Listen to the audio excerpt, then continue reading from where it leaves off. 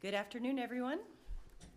We have a Legal and Finance Committee meeting today. It is March 29th, 2023. Let's start with a roll call and determination of quorum, please. Armstrong? Here. Roseland? Here. Solomon? Here. Nordstrom? Here.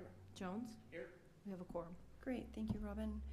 Now we'll take an adoption of the agenda. Second. Motion by Mr. Solomon, second by Mr. Nordstrom. All in favor? Aye. Any opposed? Motion carries.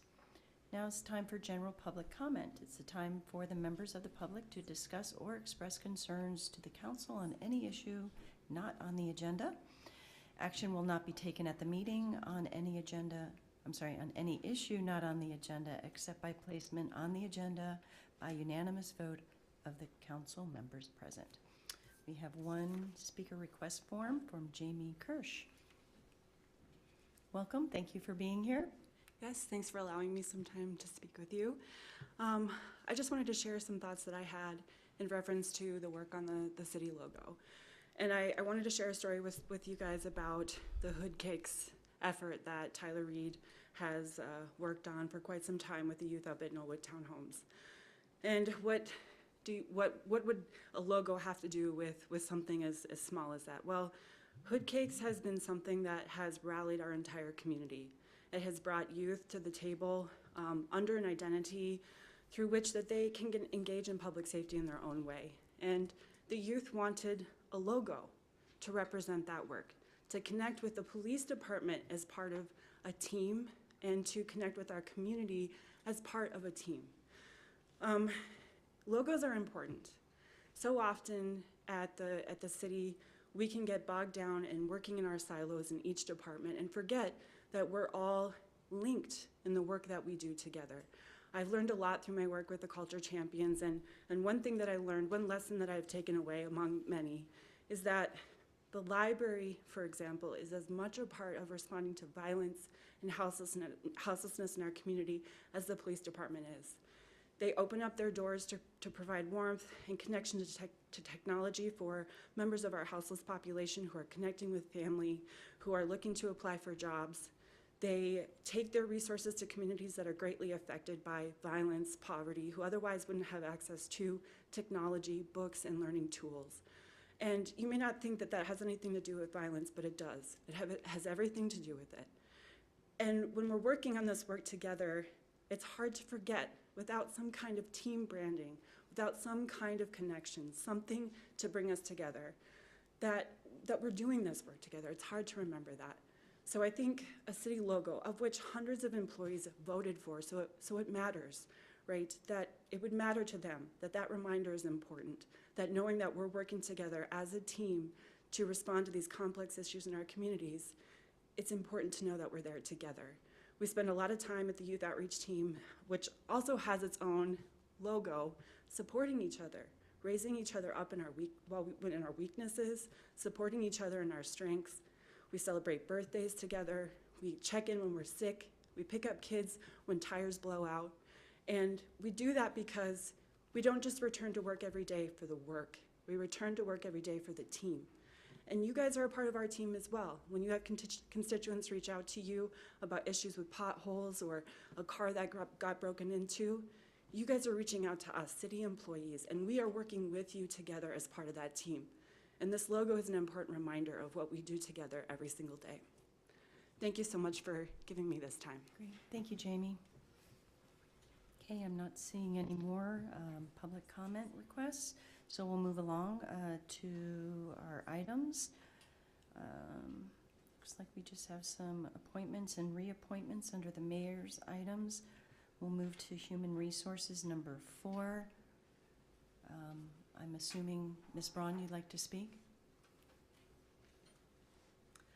Yes, Council President, thank you for having us this afternoon.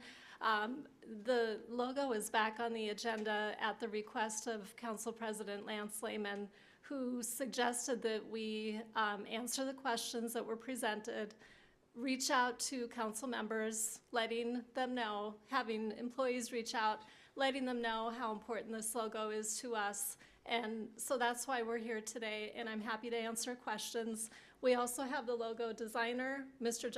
Justin Mather from Robert Sharp and Associates. So if you have questions specifically about the design, he is here to help us answer those as well. Great. We have some, starting with Mr. Solomon.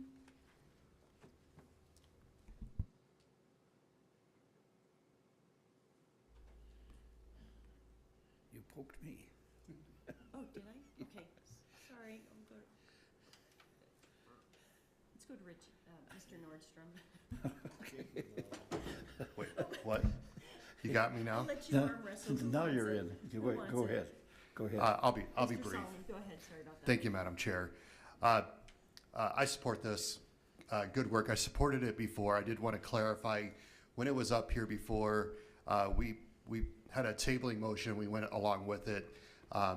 For my intention of that was simply to buy time for those who may have had questions for it. It would have been better to have a continuation on it. And so the tabling didn't allow for comment at the time, but I immediately let Ms. Braun know where I stood, that I thought, well, whoever had any challenges with it, give them an opportunity to address those and bring it back around. On behalf of the council, I want to apologize for how that was handled. I think it could have been handled better with a continuation rather than a tabling that sent the wrong message, that did not reflect necessarily the intentions. So this time around, though, we have a lot more clarity. We've given folks time to make sure they can speak into it a little bit. I'm happy with where it is. I think it's a vast improvement over what we have, and hopefully my colleagues agree. Thank you. Thank you. Mr. Nordstrom, you have the floor. Thank you, Madam Chair.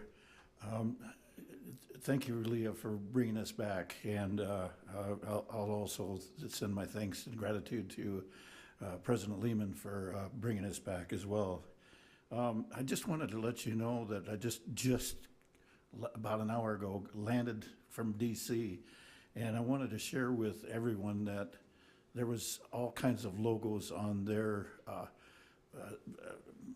jackets, shirts, and everything, and there was a lot of nice looking logos that were different colors and short phrases on them. And so I was paying particular attention to who was doing what. And the other thing that I want to mention to the council, and I appreciate what Councilman Solomon has presented to you as an apology, and I want to say the same thing. And hopefully we can get your trust back again to the employees, that we can handle things the way they're supposed to be handled. And I know for several of us, it was not the intent to table it, but that's the way it went. And I was disappointed it went that direction. So I'm glad to see it back on the agenda. So good luck and keep the phone calls coming. I yield. Thank you, Mr. Nordstrom. Mr. Roseland, you have the floor. Thank you, and I agree with my colleagues on my right. I really appreciate what I've learned since initially it was tabled. I've got calls and personal contact from city employees who almost felt like they're gut punched when what we did happened, and they put a lot of time and energy into that, and a lot of they felt that they were a part of something big in their eyes, and I really feel like that we let the city employees down, and probably the citizens of Rapid City did what we did. So I'll be voting yes on this, and appreciate you, Ms. Brown, just for all the work you put into it also. Thank you. Thank you. Thank you, Mr. Roseland. Mr. Jones, you have the floor. Thank you very much. When this got tabled, it was quite shocking. It just happened so fast, and it was done, kind of caught us all off guard a little bit. So what has taken place since then, there's been a lot of discussion, and it's gone one way or the other, and it's become a bit politicized, and that's unfortunate because so many good people have done so much good work on this. And I've been all over the place trying to make a decision as to what to do on this. And in taking counsel from some wise people who I trust and who give me good advice, I got to thinking, and I thought back to all the years that I worked in schools as a teacher and a principal and whatever. And any school that I worked at, large or small, always had their mascot. And people rallied around the mascot. I will use, for example, Rapid City Central High School. We had a saying, Rapid City Central, when I was principal there, once a cobbler, always a cobbler. And so every year, 2,300 kids and 150 adults rallied around this cobbler guy, and that's who we were. And it represented us, and we were proud to be that. And when I worked at Stevens High School, we were proud to be Stevens Raiders. Or Lead High School, we were proud to be Gold Diggers. Whatever the case, it gave us all something to rally around, and it represented us. And it came from us. It wasn't thrown at us from the outside. It came from us. And so when I look at this, it's so similar. And I'm embarrassed that I didn't see it before. Sometimes we get blinded. But this is very, very similar. The logos here, as shown to us in these really nice drawings recently, are from our employees. And they've put a lot of input into it. And a lot of time and effort's gone into it. And is it perfect? Is it the most wonderful logo in the world? Maybe it is, maybe it isn't.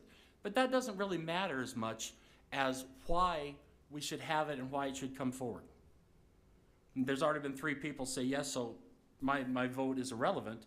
But what matters, I think, is how we think about this and how we process it. And I'm pardon me, I'm going to be in favor of this for those reasons. I thought about maybe it should be held off until the new mayor is seated and the new council is seated, because there could be a great deal of change. But then what? Then you could say, well, maybe we better give those people a year to get settled in their jobs, and then we can redo it. You can always find reasons to drop things or redo it or whatever. So that's where I'm at on this. I appreciate the input that I've received, and I believe this is the right thing to do now to go forward and adopt this, and let's get it in place and see what happens. Because we can always adjust or tweak or change or whatever. That's just fine, but the work on it was tremendous.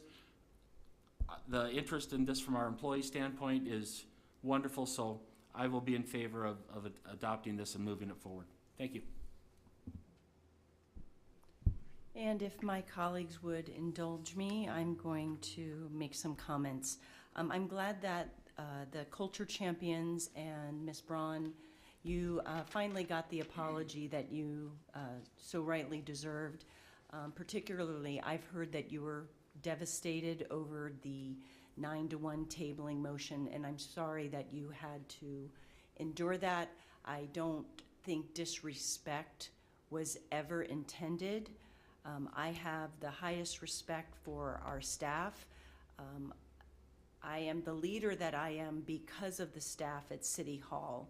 So for you to feel disrespected or not valued in this project, I just think that's very sad. But once again, it just demonstrates the lack of communication that we have every once in a while here. Because of this back and forth with the logo, it seems like my initial concerns have really turned out. It has turned political and emotional, and that's unfortunate. Obviously, there's some poor optics here with the mayor putting his stamp on as he's walking out the door. That's kind of what it looks like, and that's unfortunate. And, you know, making a legacy decision during the middle of a campaign. I was told, Laura, you can't vote against the staff. They're going to turn it around and use it against you. That's not how we should lead. So let me be clear, this is not about being against the staff.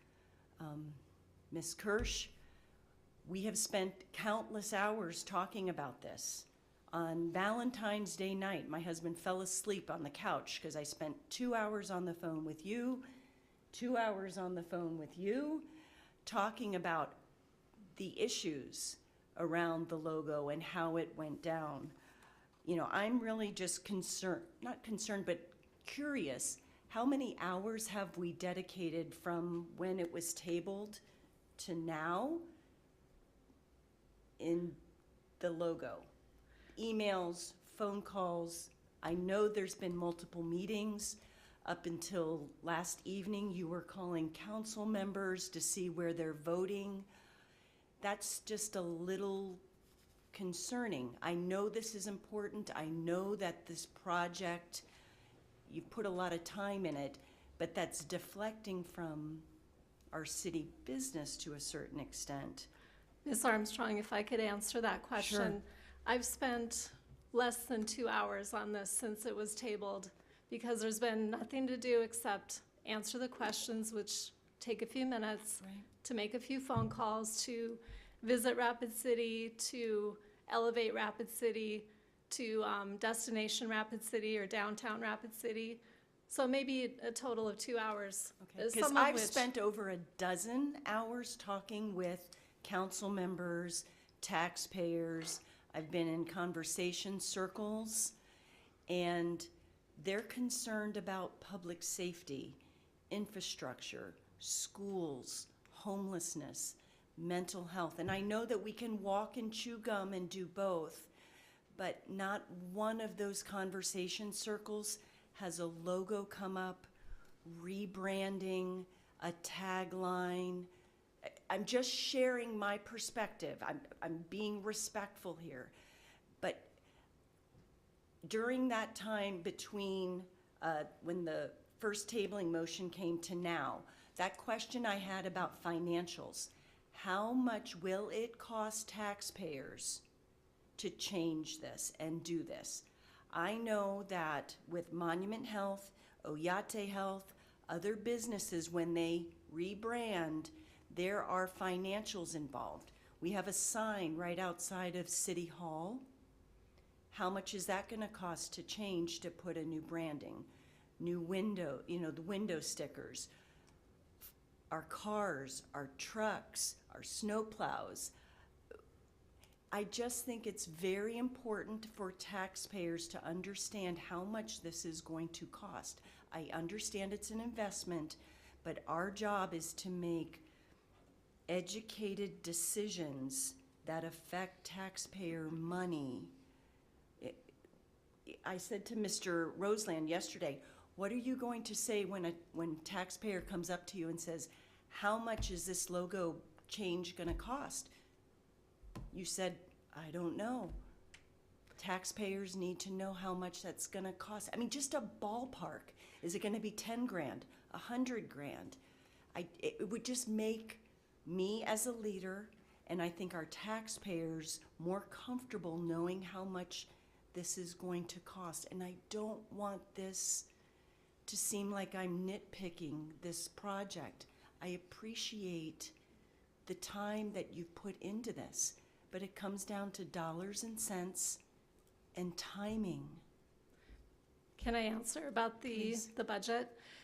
So an easy answer for starters is we've already paid what it's going to cost, which is approximately $4,200 to the Robert Sharp and Associates.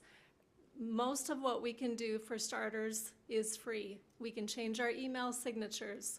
We can update the website. Some really easy, no-brainer things that don't cost a thing.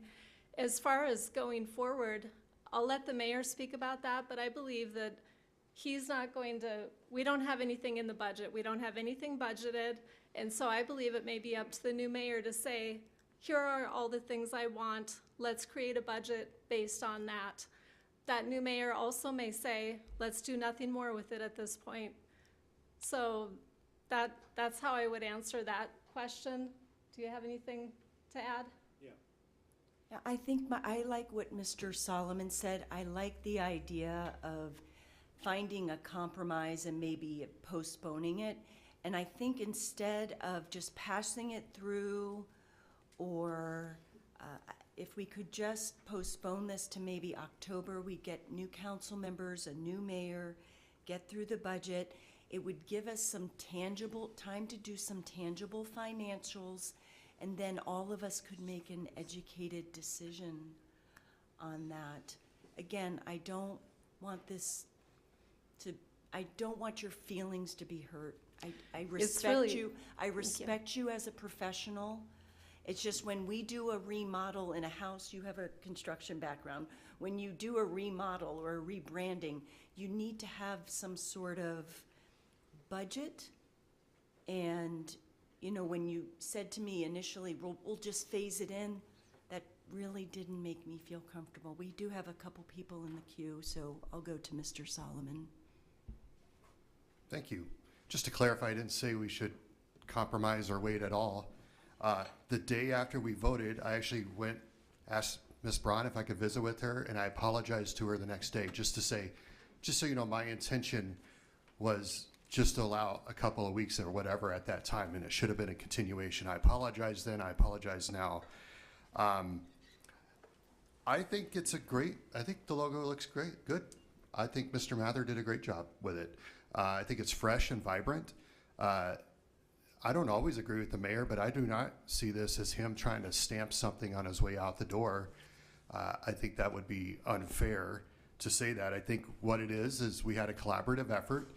Even with the new mayor, if they were to change the brand, it would go probably through a similar process, or that mayor, I guess, could just unilaterally make the call. But I think this is a good job. It's better than what we have.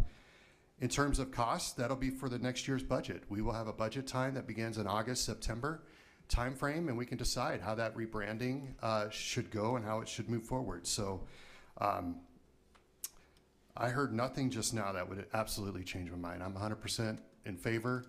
I think it's a good way to go, and I just wanted to kind of reemphasize that when I'm not asking for it to be delayed or some compromise. We have a 4-1 vote here. All we need is 2 more, and we can get this thing going. Thank you. Mr. Nordstrom, you have the floor. Thank you, Madam Chair. First of all, I apologize for being so animated here because I was the one no vote on this tabling motion because I know what you folks as the employees put into this. And then the mayor only put this forward as a courtesy so the council could have a voice in this as well because several employees, what was it, 300? Leah, correct me on the number, at least a quarter of our employees were involved some way, somehow. We had, let's see, 384 employees and council members participate in the final poll that chose the final logo. Yep, and thank you for getting the correct numbers out there. I was doing it mostly from memory, so the employees that spoke to me felt like they got slapped in the face because of that tabling motion. And then the other items that were brought up just now is that, and I would like to see if the mayor has any comments about what has taken place as well, because my understanding this was a courtesy to the city council members. And then if you don't mind talking a little bit about the budgeting process that you have in mind, because to me, it's not one of those things that you're implementing on the way out the door. It's the employees who are implementing this. So if you don't mind. Well, thanks. Yeah, I do have a couple of comments about everything. The process here was started more than a year ago. Right. That is hardly something I'm doing on my way out.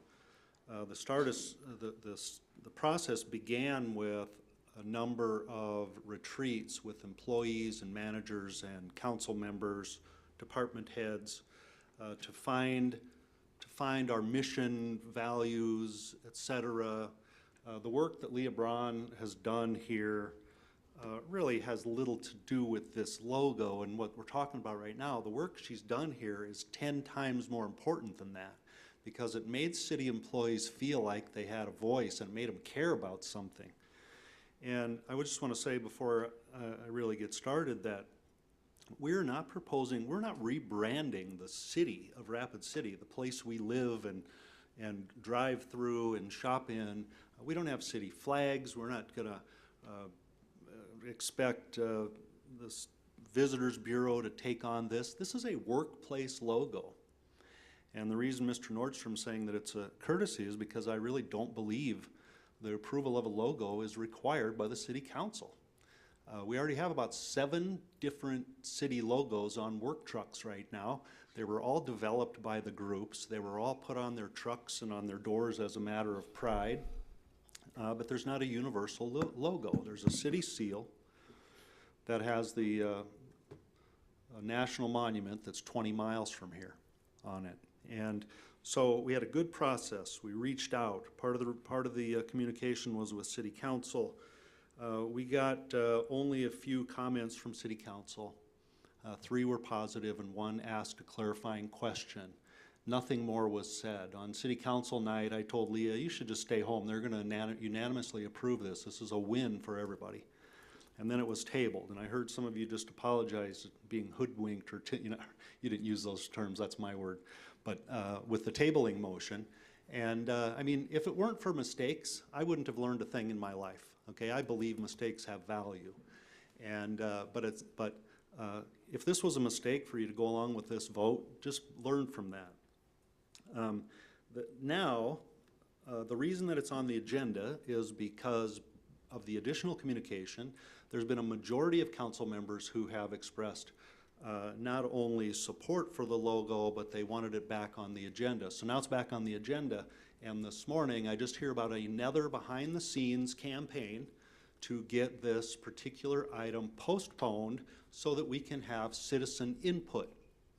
And citizens weren't included in the Public Works logo, in the Parks logo, in the police or fire logo, in the stormwater drainage logo, or any of those kind of things. This is a workplace logo.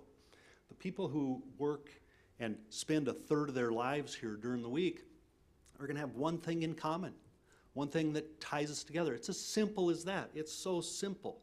And we've complicated it now beyond belief. So let's just take this for what it is. This is a workplace logo. And as far as the budget goes, we're not heavily branded right now, so we're not going to be taking down neon signs, replacing out big structures, things of that nature, such as a major corporation would, like Monument Health. We have a city seal, which is not being discarded. It's still our city seal. So in terms of budget, as Leah mentioned, we're going to change all of the digital things.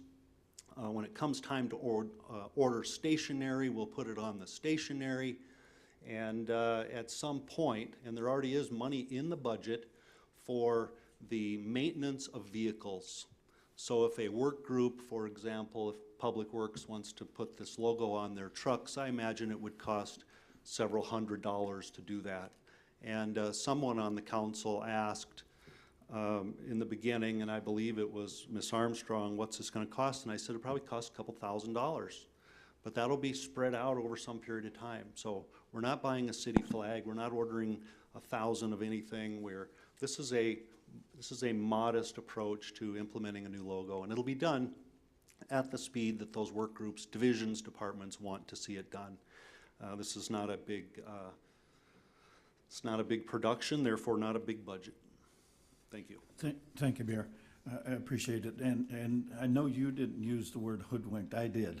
I used it because I think the city council members got hoodwinked on this proposal. So let's not get hoodwinked again. So let's move this forward. Thank you. I yield. Mr. Roseland? Thank you. I appreciate all that was said. Your phone call to me yesterday opened my eyes. And I did not want to have somebody come to me and say, what's this going to cost, and then say, I don't know. So I sat down with Leah yesterday afternoon, and she stated the same thing. She said, it's not going to happen right away. Departments can do it at their leisure, really, in the next year's budget or to follow budget. So I appreciate what you kind of clarified to me, it's not going to all happen at once. It's going to be departments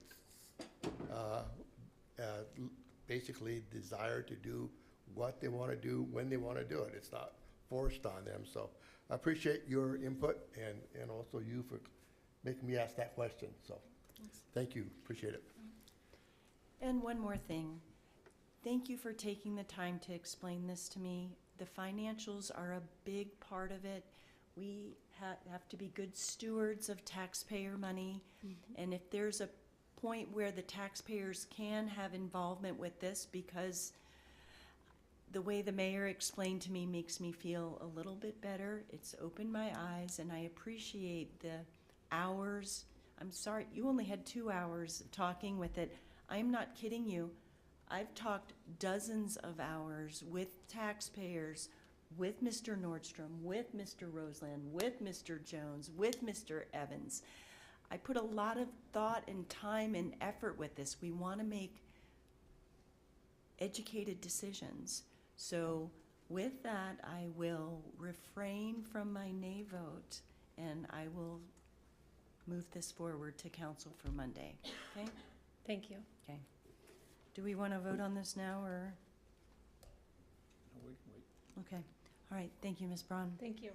Okay, moving on to our police department. Chief Edrick, you have the floor. Thank you, Madam Chair. This is just asking for approval of our joint powers agreement that's been in place for a long time between the City of Rapid City, Pennington County Sheriff's Office, and the Division of Criminal Investigation. In particular, focusing on our Internet Crimes Against Children group.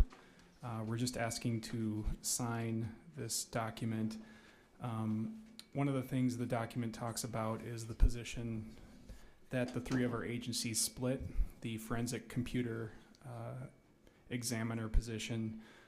This is a critical position in this work, as they are the subject matter experts, particularly dealing with victims and their response to trauma, as well as downloading the digital evidence that's needed for these cases. So I think we're just looking to have this signed and continue business as usual.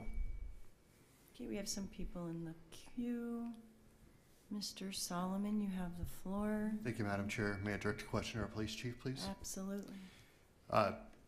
Chief, do you know the data off the top of your head about how much internet crimes against children have increased in the last year or two? You know, I had a hunch you might ask about data. So I did run a little bit of the numbers, and what I can tell you, you know, I don't have numbers designating an increase, but I can tell you that our ICAC division is very busy, and they continue to be busy every single year.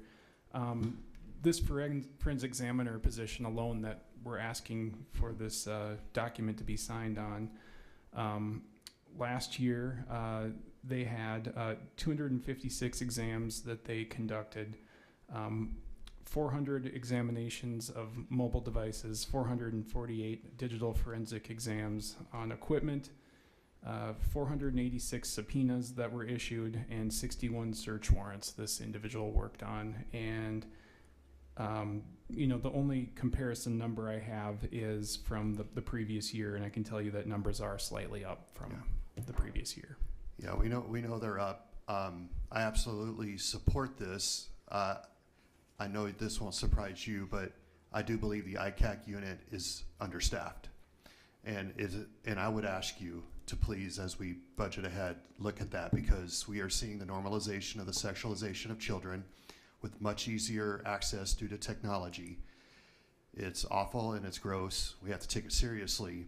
And I want to make sure that those who are perpetrating children online are scared to death of us, that we're going to come after them and that we have the resources to go after them. They leave a digital footprint. It is all we need is more staffing, and I know it's more than just the police department with the joint powers agreement, but I would encourage us to look at the staffing levels to make sure it's appropriate and not understaffed. Obviously, we're understaffed all over the place in our police department, and I understand that. So as we continue to look at boosting our recruitment and retention levels, let's also look at the levels that we have in this unit. I think it's continues to grow due to the changing nature of the world around us. So unfortunately, thank you. Thank you. Anything else? Okay. All right, moving on to our fire department. Oh, I'm so sorry. Mr. Nordstrom, you have the floor. Thank you, Madam Chair. Hey, I just wanted to let you know, Chief, that I brought the word to Washington, D.C. That what's happening here within Rapid City, and they were interested in this. So the data that you have now, I'd like to get at least the congressional staff updated on what's taking place. And then we talked a lot about what happened in Nashville this last couple of days. And my concern is that, yes, we are starting to address the issues dealing with the children right now, but we've got much more to deal with.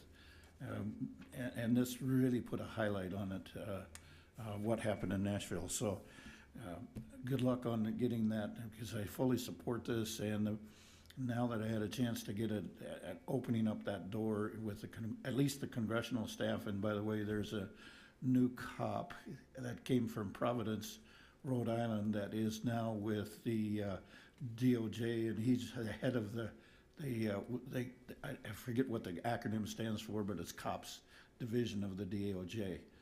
Very interesting gentleman, and so hopefully we get a chance to have some more time with him as well. So appreciate what you're doing and look forward to getting an update on the data. Thank you.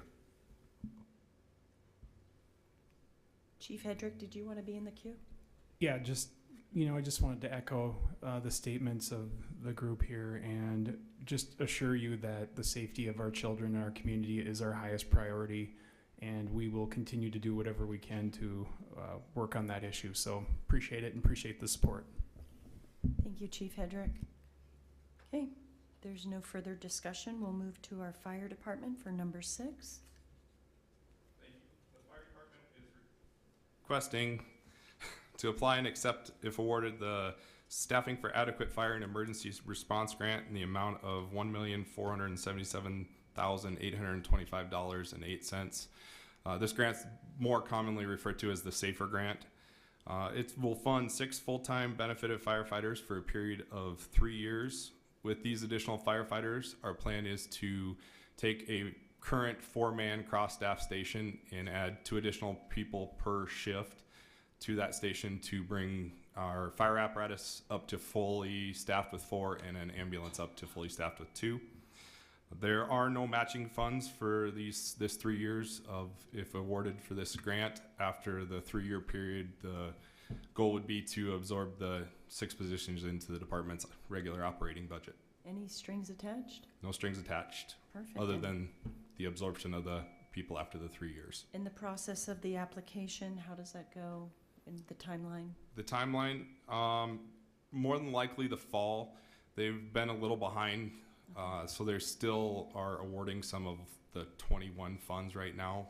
So it just depends on how fast they go through the applications and get them out. How competitive is this grant? It's a fairly competitive grant. It's a national grant, kind of like the Assistance for Firefighters grant. Great. Any questions? Mr. Nordstrom is in the queue. Thank you, Madam Chair. Actually, it's more of a comment. When we're talking about this grant writing, especially to the federal government, we are trying to work through the National League of Cities as well to see if we can't get the grant writing applications and everything a lot simpler. Still want to remain accountable and all of that, but there is a process that is moving forward in Congress right now. Hopefully it sustains it, so not only get easier for us, but it'll be easier for the people that we make the grant applications to, and so they can answer back to us to much more promptly effort. The bottom line is they're trying to reduce the red tape for getting these grants. So good luck on that. Thank you. Okay, thank you, Mr. Nordstrom. Any more comments on this item? Okay, thank you. All right, moving on to our finance department for items 7, 8, and 9. Let's go to our interim finance director, Tracy Davis. You have the floor. Thank you. Item 7 is for a loan with Black Hills Community Bank. On March 6th, you all approved 5 pieces of equipment for the golf course. We had hoped to have the loan and the approval of the equipment at the same council meeting, but there was a little delay in getting all of the paperwork completed at the bank. So it is on this agenda for you. Items 8 and 9, Jamie Tennis is here, and she can provide you a brief explanation of those 2 grant items. Welcome, Jamie. Thank you for being here. Thank you. And it's nice to be here as your new grants division manager. So there are 2 grants on your agenda. The first is the Energy Efficiency and Conservation Block Grant. This is through the Department of Energy. It has been allocated as a non-competitive grant for Rapid City to receive $135,900. It can be used for many things. I met with all of the department leadership to discuss where we want to use these funds and how.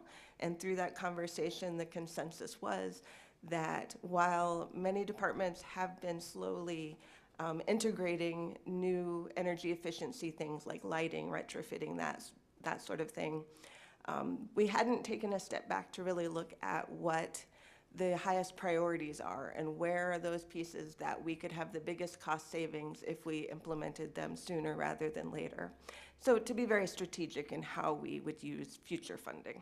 So the proposal is for this grant, since we can use it for planning purposes, to do that audit and prioritize where that is. This is one-time funding, but then it would give us that plan for when future funding became available or when departments are looking at budgets that they could budget adequately. Great. We have Mr. Jones in the queue. You have the floor, sir. Thank you very much. A couple of questions. Start with our grant writer. But I'm sorry, Jamie. Thank you very much. So this is the $135,000 is for planning and et cetera. It's not for acquisition of new staff, correct? Correct. Okay, so just that money we always wish we had to do planning and create a plan that we don't have. Yes. Fantastic. That's very exciting to hear. And then a question for Tracy Davis. Please go ahead. Thank you. The golf course equipment purchase. Do we normally finance our purchases like that through banks, or do we normally just pay for them up front, or what's our process? This is a big purchase, so is that common that we do Sure. it that way? It depends on the department. So the golf course is an enterprise fund, so they need to have the funding available to operate the golf course. And they felt the need to do this loan over a 6-year period to make sure that their cash flow was still correct. Some other department might have a different take on that and just want to pay for it outright and not need a loan at all. But the fact that it's an enterprise fund plays a big role in that. Yes, it And does. that certainly makes sense. Okay. Very good. Thank you. Mr. Nordstrom, you have the floor.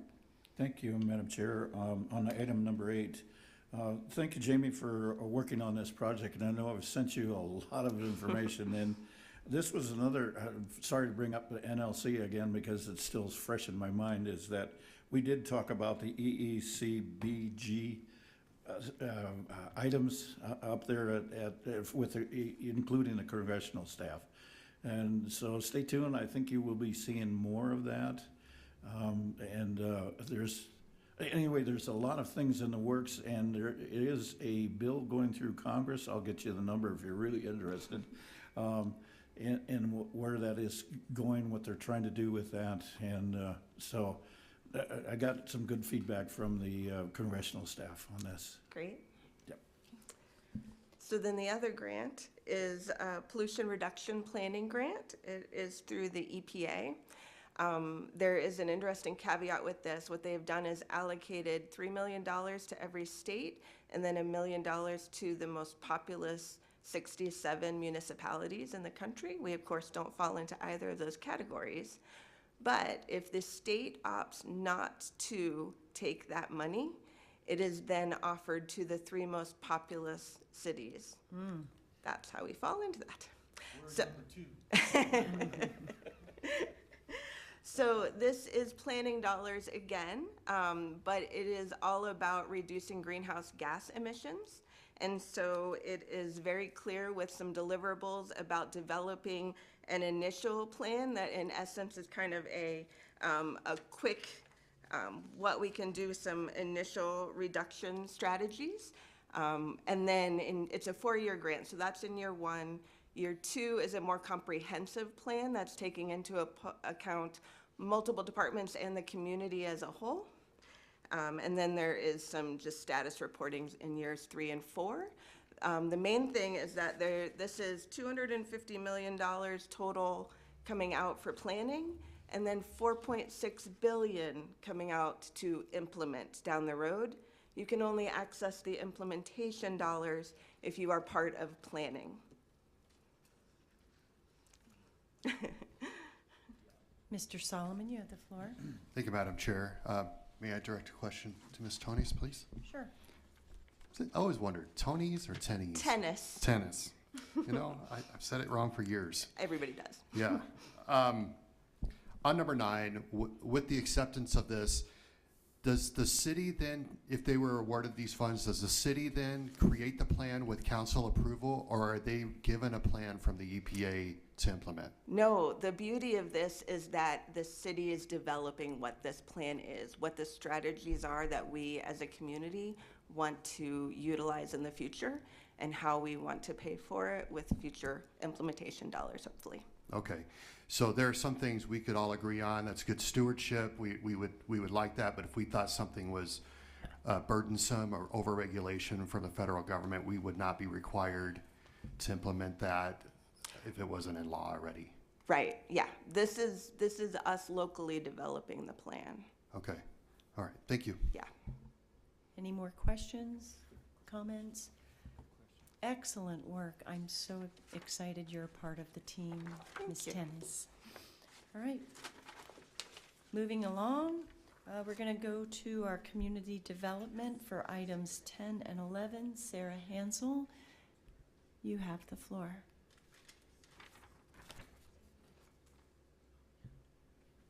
Thank you, Madam Chair. Item 10 is approval of the Community Investment Committee's final Community Development Block Grant reallocation of funding and the associated documents that go with that. This includes funding for YFS and the YMCA and reallocates unexpended CARES Act funds. And should you have more questions on this item, Michelle Schulke is available to answer any of those. And item number 11 is a unique public-private partnership opportunity. This is a request for the city to participate as a partner for an application for the Housing Solutions Lab. This would authorize the John T. Vukurovich Foundation to submit an application on behalf of our community. And if Rapid City is so fortunate to be selected, we would partner on the development of this project. The Housing Solutions Lab helps small to mid-sized communities design and evaluate housing policies that promote equity and resident well-being.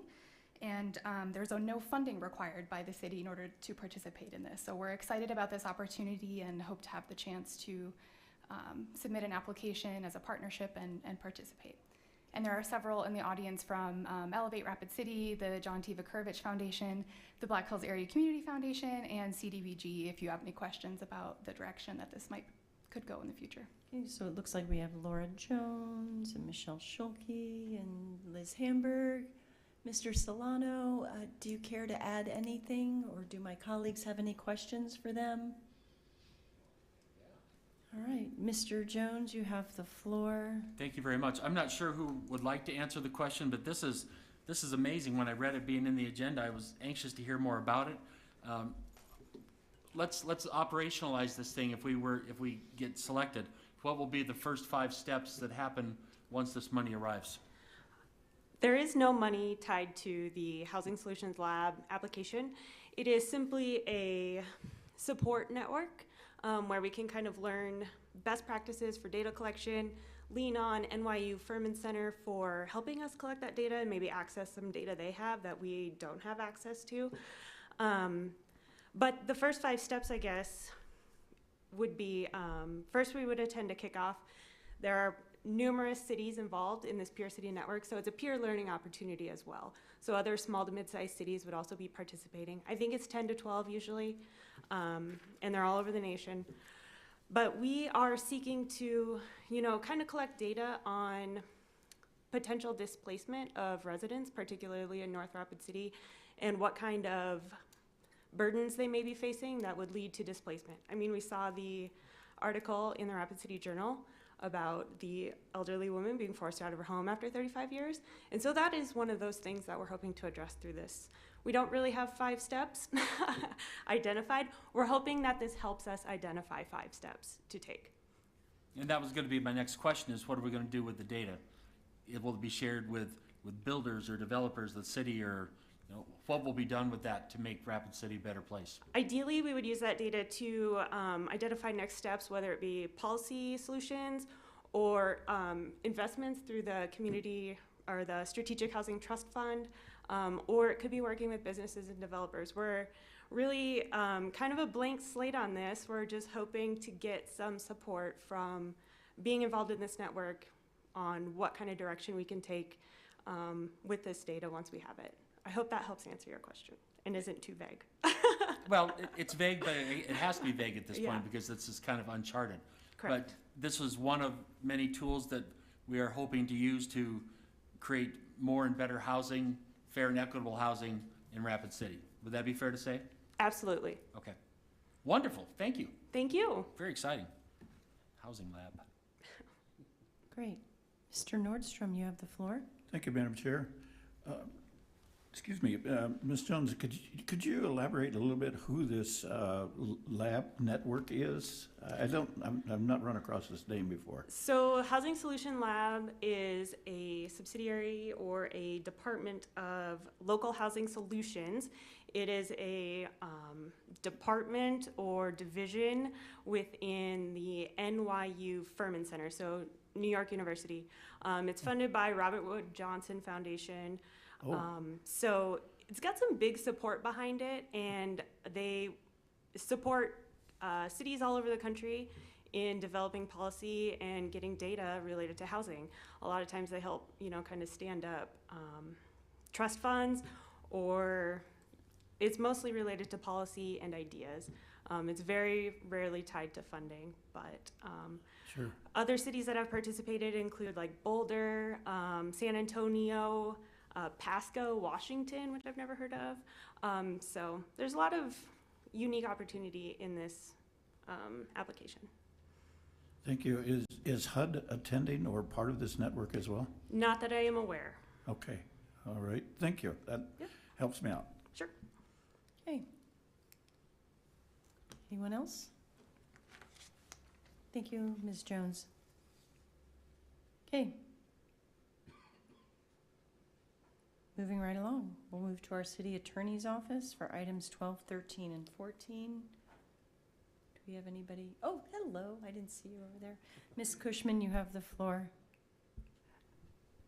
These items all relate to the trolleys that are currently owned by Rapid Transit, and I'll let Megan Goldstabile talk about the details, but the documents would surplus the trolleys from the city and transfer them to Visit Rapid City, and it also involves a lease agreement to allow Visit Rapid City to utilize the current spaces in the bus garage. Ms. Gold, welcome. Thank you for being here. Hello, thank you for having me. I also have the support of Visit Rapid City here, so if you have some questions in regards to the future of the City View trolley, they are more than welcome to answer those for you. Over the course of the pandemic since 2020, Rapid Transit System has had a difficult time operating the City View trolley for an entire season. Due to, one, the pandemic hitting, we didn't operate it at all in 2020, and then in 2021 and 2022, we could not find staff to maintain it. We are not able to pull our normal staff that operates our Rapid Ride and Dial Ride programs to operate the City View trolley, so it's always a non-benefited temporary position. Having that been said, like I said, it was very difficult finding people to actually want to drive the trolley and continue to do it for the entire 3 months that we operate it. So last year, Visit Rapid City was so kind to reach out to me, and we, over the course of the last few months, have been deciding on what to do and what the future of the actual City View trolley would be. And it has come to that they are willing to purchase it. They are willing to continue the idea of the City View trolley. It may not be in the same capacity as we operate it, but they will have a lot more leeway and fluctuation with how they can operate it, as far as pricing of it, what they do with it, the types of tours they provide, and when they actually operate it, where we are very confined and we have to follow regulations per the Federal Transit Administration. Along with this whole entire approval is not only the City Council's approval to surplus the trolleys, but we have also had to reach out to the Federal Transit Administration and receive their approval, in which we have. So that was step one. Step two is to surplus it through the City View, or through City Council. Excellent overview. We have some people in the queue. Stand by. Mr. Jones, you have the floor. Thank you very much. Several years ago, one summer, I drove the trolley. It was a great gig. I loved it. It was fun. The people getting on the trolley, most of them were visitors, and they learned so much about Rapid City. And it's one of the best community relations tools that we have in Rapid City for our visitors. At the time, it being part of Rapid Transit made sense. The goals of Rapid Transit and the goals of a trolley are certainly different now, and it makes perfect sense to me to transfer it over through items 12, 13, and 14 to Visit Rapid City. I think so many more things could be done with it. The uses could expand, the hours could expand. It could be used more for what it should be used for. So I think this would be great. I know it would take a burden off of Rapid Transit because it just doesn't fit in to what you folks are doing right now and the needs you're trying to meet. Not that you don't want to, but your needs are tremendous with growth and everything. So meeting that and then trying to do the trolley, totally get it. So I support this 100%. I think it would be a great positive thing for the city and for Visit Rapid City.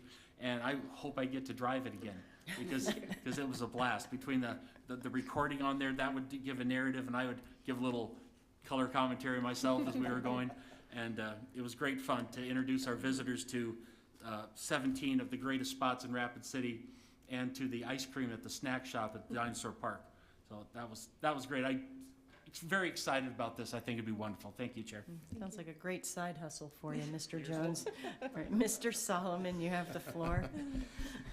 Thank you, Madam Chair. I wholeheartedly support this. I think it's a great idea. I do have one question. This might be more for Visit Rapid City, but one thing that when we built the new arena and we had a lot of discussions around parking with large events, a big concert, stock show, that sort of thing. Is this trolley something we can use where folks can park downtown and dine and shop, yet have a stop where they can go and hitch a ride from downtown to the monument and back during those large-scale events? Does anybody want to answer that question? I know under Rapid Transit system, we are not able to. I know. But if we are able to transfer it over, I'll let her answer. Which was one of my drawbacks, because that was one of the things that we said was we could have a trolley. Would this open up that possibility for us? Hi, Jason. Thank you. And Yes. Pat, you're hired. So as of now, we're going to start the trolleys out to where we're just going to do the city view. We're going to change the route up a little bit. The plan would be to not do a hop on, hop off. It would be one continuous loop, and our plan would be to run it twice a day. That's kind of, we're going to start out slow and run that through the summer. And then we're going to maybe do charter service as well. Maybe if meetings and conventions come to town, they can rent the trolley with our drivers. So that's how we're going to start. That's definitely a good idea for sure. I'll tell you, you'd win a lot of fans if we could provide that service to folks. It's difficult to add more parking right on the premises of the monument. However, there is parking downtown, especially nights and weekends. And to have a service where you can just park downtown, spend money, which is, you have a job to invite people here to spend money, so they could actually do that, and then go to the monument for events and get a ride back, especially in the wintertime. I would think that'd be really fantastic. So if we're not thinking about that, and I know we are because I sit in on these meetings, I'm going to push for it. I'm going to continue to ask for it, especially if we are going to go through a process of shifting these trolleys services over to Visit Rapid City. I would think that would be a slam dunk. So thank you. Thanks, Jason. Mr. Nordstrom, you have the floor. Thank you, Madam Chair. And this is a question for Visit Rapid City. Mr. Solomon started the question, but I need a little bit more clarification on when and how often is this trolley going to be running? What kind of a season are we looking at? Sure. We're going to start hopefully Memorial Day, the week of Memorial Day, pending if we can get drivers hired in this short time frame. But our plan is to go Memorial Day through Labor Day and run the trolleys twice per day, Thursdays through Mondays, with Tuesdays and Wednesdays as off days. Okay, sounds interesting. And I like the idea of being able to shuttle people from the hotels, and we'll have another hotel in downtown as well in the near future, well, 2 years out. But so I look forward to seeing that plan to come fruition. And then this is for Mr. Jones. I appreciate the color commentary because some of the recording that was on there, I did a ride along a few times as well, and it's like Yeah, I really, really like the additional comments that are made from the driver, so give them a little latitude on that. And then I want to acknowledge what Megan Gould is doing for the rapid transit system. I've learned that she has started to become famous at the national level as well. The feds have talked to me about her and how knowledgeable she is. So last fall, I talked to, I haven't got her name in front of me, but I was talking to somebody at the FTA that knows you quite well and has talked to you several times. And now the congressional staff has also got your name on the list as like, she's doing a bang up job. So thank you, Megan, for what you're doing over there. If you'd like to add on anything, and you can quit blushing now. I know. No, I just want to say thank you very much too for your guys' support. We wouldn't be where we are today with Rapid Transit System without the council. Very good. Thank you. Great, thank you. Ms. Cushman, do we want to visit on number 14? Number 14 is a resolution of intent to enter into the lease agreement with Visit Rapid City that would allow them to utilize part of the bus garage. Any more comments from Ms. Gould? Or? Just a quick description of that, or explanation I should say, is that as of right now, Visit Rapid City does not have the placement to park these trolleys. And our bus barn, we already have the space inside of it. We do not plan on adding new buses to the our actual operation unless we're getting rid of old. So as far as allowing them to lease 3 spots for the trolley, they're already in there. They're safe, they're gonna be secure, and that's why we're moving forward with that part. Great. Any comments? No. Okay. Mr. Nordstrom, you have the floor. Megan, I apologize, I forgot. Maybe this is a question that needs to go to the city attorney's office or maybe in finance, but so whoever wants to answer this, there is no exchange of funds? Am I understanding that correctly? There actually will be an exchange of funds for the purchase. There is I thought there was an attachment within the actual items listed 12, 13, 14. There is an actual transaction. Visit Rapid City is purchasing the trolleys from us for a fair, reasonable amount that, once again, I have determined through Federal Transit Administration with their assistance and coming up with that market value. And then there will be a transaction funds for the actual lease agreement itself. Okay, that answers that, because I was curious about, because when we enter a lease, there's usually some kind of revenue that has to be exchanged there. So I appreciate the clarification. Mm-hmm. Okay, any more questions, comments, discussion? Thank you, ladies. All right, we're at the end of our non-consent calendar. I'm sorry, the consent calendar. I'd welcome a motion. I have a motion to approve items 1 through 14 by Mr. Jones, a second by Mr. Nordstrom. All in favor? Aye. Any opposed? Motion carries. Moving on to our public comment for non-consent items 15 through 17. Not seeing anyone. We'll close that. Moving to community development, we will go to Sarah Hansel. Request for city approval to replace historic windows on a contributing structure in the West Boulevard Historic District located at 1209 Clark Street. You have the floor.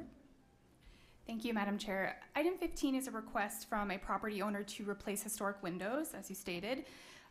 This project has been determined to be an adverse effect, which does require a final finding by the City Council, as you're aware. We typically get about 1 or 2 of these a year. The HPC has reviewed this project. They vetted it quite thoroughly, and they do agree with the finding that it's an adverse effect.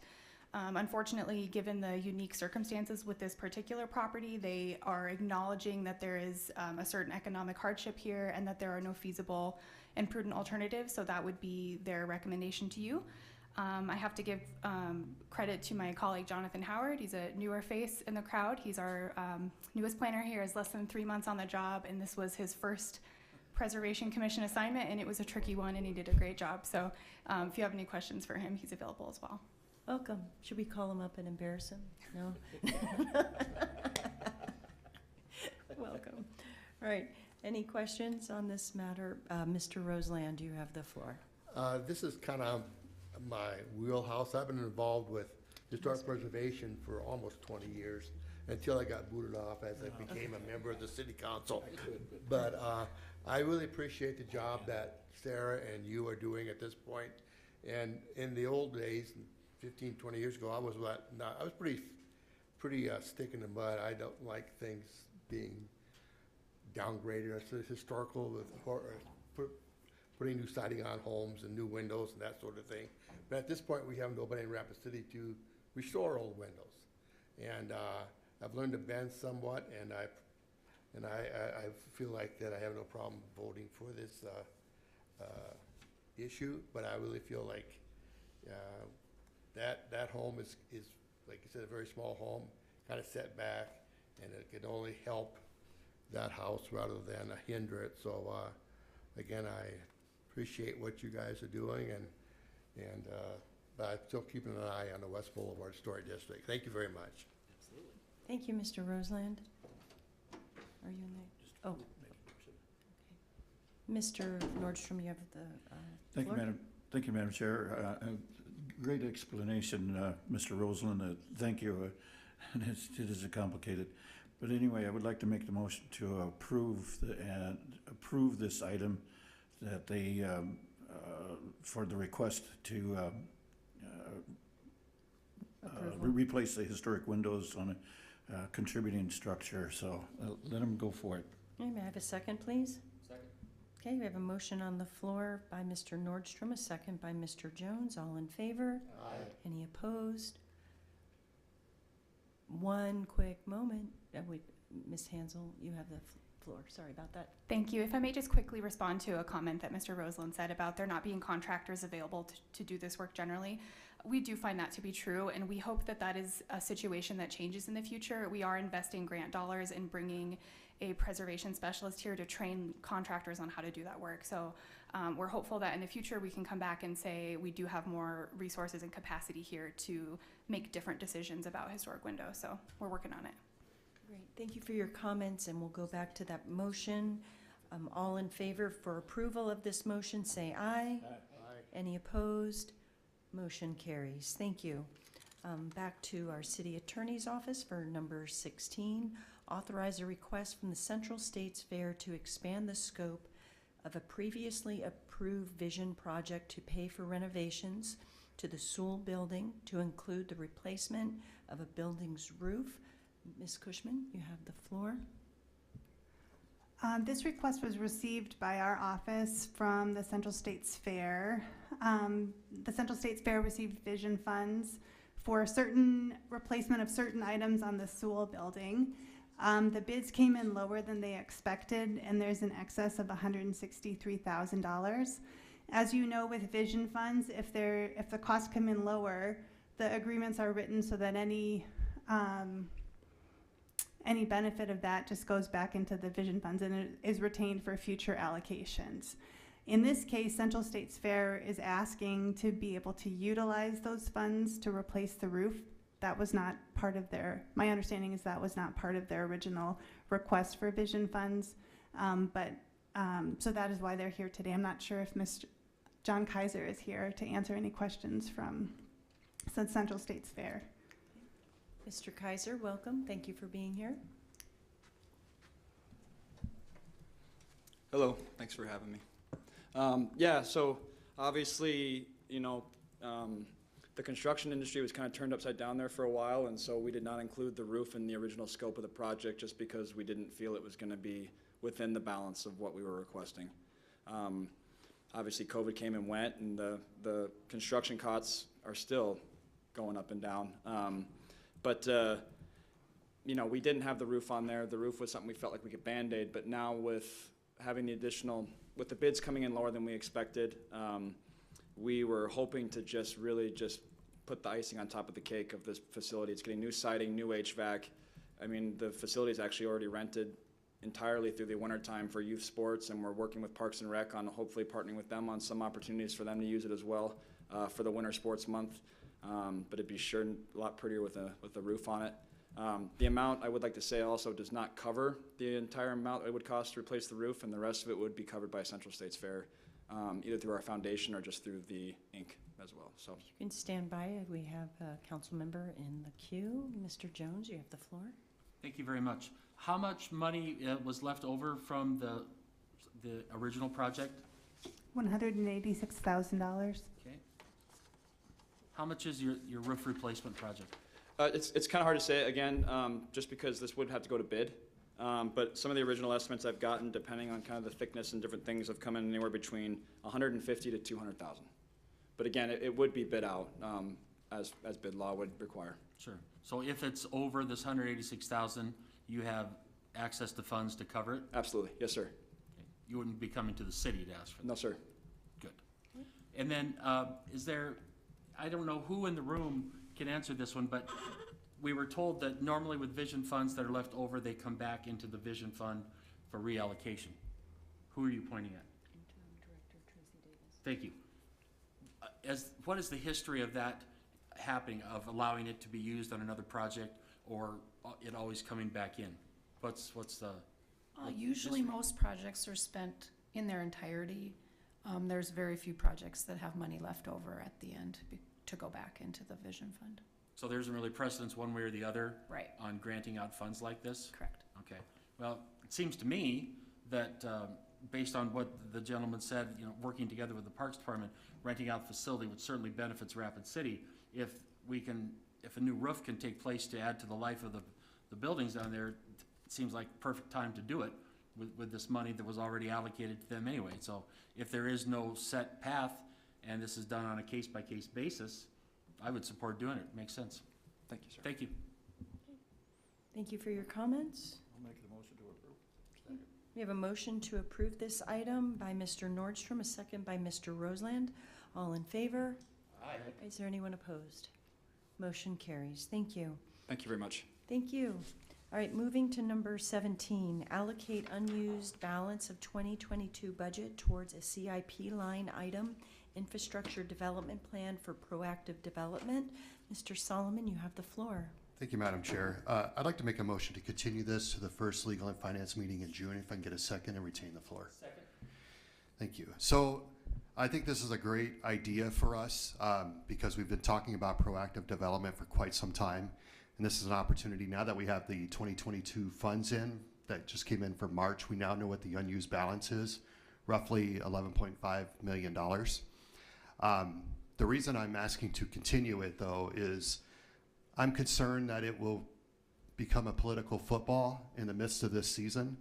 And I think it's just too important of a discussion to leave it up to that right now. So I think if we get through this campaign season, but yet we can still address it in a couple of months, we could actually have healthy discussion outside of a campaign season to make sure we move it forward.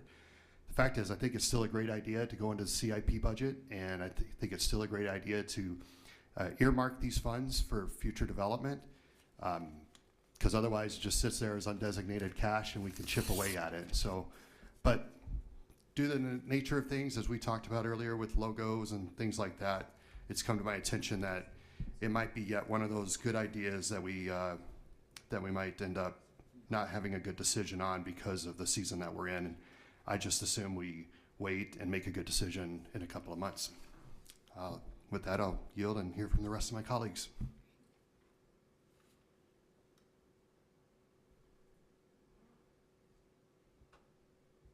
Mr. Nordstrom, you have the floor. Thank you, Madam Chair, and thank you for bringing this item up for discussion.